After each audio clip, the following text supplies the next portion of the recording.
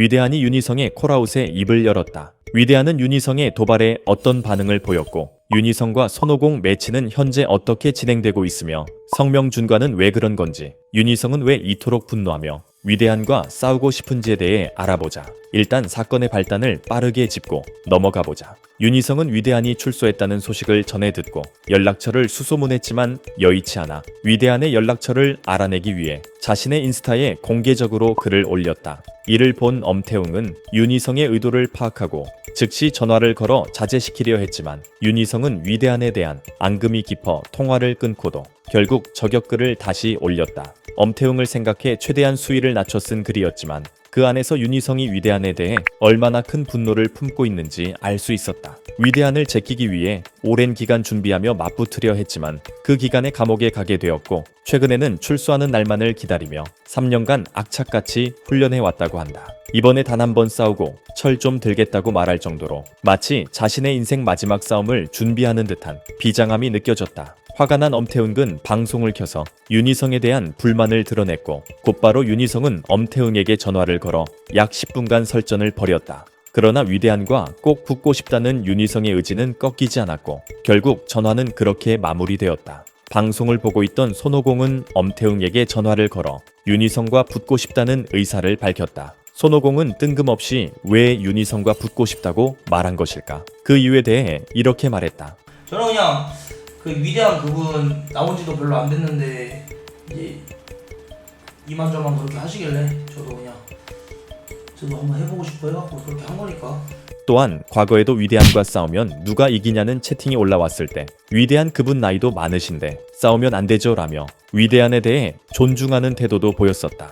그렇기에 3년간 교도소 생활로 몸이 많이 망가진 위대한을 출소하자마자 콜아웃한 윤희성에게 진심으로 화가 났었던 것이다. 또한 자신의 크루인 미남 크루 멤버들 김대현, 이지민, 징배 모두가 위사모이다. 이렇게 윤희성의 도발은 위대한의 귀에까지 들어갔고 이렇게 말했다. 할 말이 없다 이 뭔 윤희성한테 쫄아 이 쫄보가. 윤희성 그냥 꼬맹이지. 아이 근데 그만 내가 우산을 많이 줬거든. 집 주소 부르라고 내가 옛날에 많이 뭐라 했단 말이야.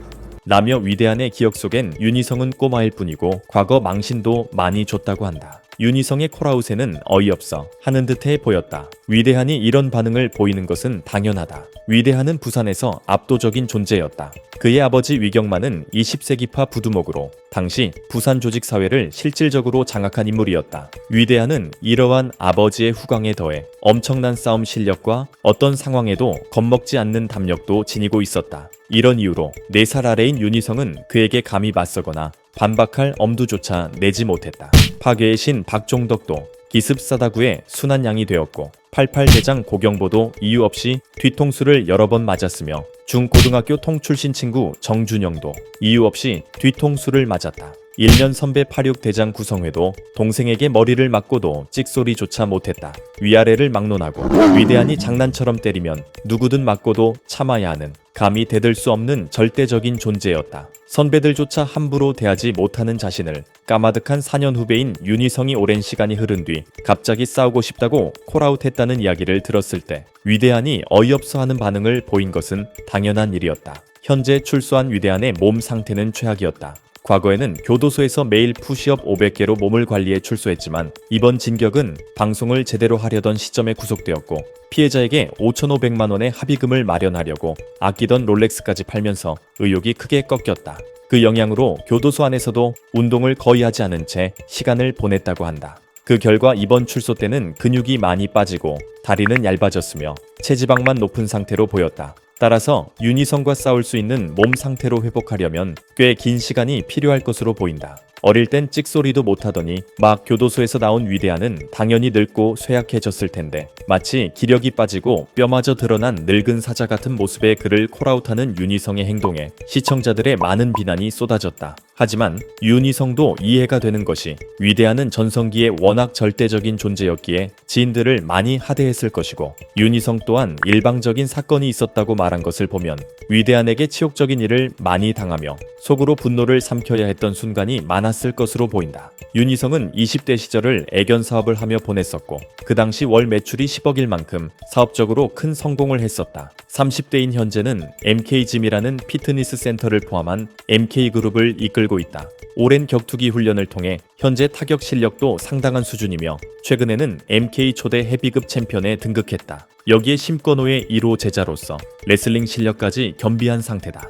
누구나 부러워할 만큼 성공한 삶을 살고 있지만 위대한에게 당한 치욕의 굴레가 가슴속 깊숙이 남아있어 반드시 그 굴레를 끊기 위해 뼈저리게 되갚아주고 싶어 하는 것이다. 윤희성은 위대한과 붙기 전에 손오공과의 복싱 매치가 먼저 잡혔지만 정식 프로복싱 경기를 원하기 때문에 체급을 맞추고 날짜를 조율해 정식 시합으로 치르길 바라고 있다. 하지만 손오공은 먹는 게 너무 좋아 감량은 절대 불가능하다는 입장을 밝혀 현재 둘의 체급과 경기 조건이 조율 중이다.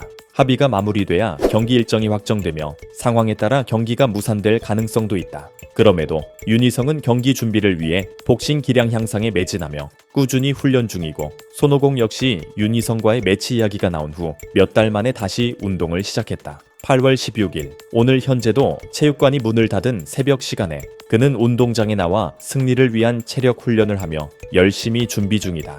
윤희성과 성명준의 경기 이야기가 나오긴 했지만 두 사람은 오래전부터 알고 지내며 가끔 만나 운동과 사업 이야기를 나누는 사이였다. 그렇기 때문에 팬들의 도파민을 채워줄 실제 경기 성사는 애초에 불가능했고 아직 영상이 공개되진 않았지만 서로 감정 없이 약한 강도의 콘텐츠용 스파링으로 마무리된 것으로 보인다. 손오공과 윤희성 두 사람의 복싱 매치 협의가 순조롭게 진행된다면 빠르면 2달 뒤쯤 두 선수의 시합이 성사될 가능성이 있다. 윤희성이 손오공을 꺾고 과거의 위대한에게 당한 모든 치욕을 되갚기 위한 싸움까지 갈 수 있을까? 아니면 손오공에게 무참히 패배하며 위대한을 향한 복수극은 물거품이 되고 마는 걸까? 여러분들의 생각은?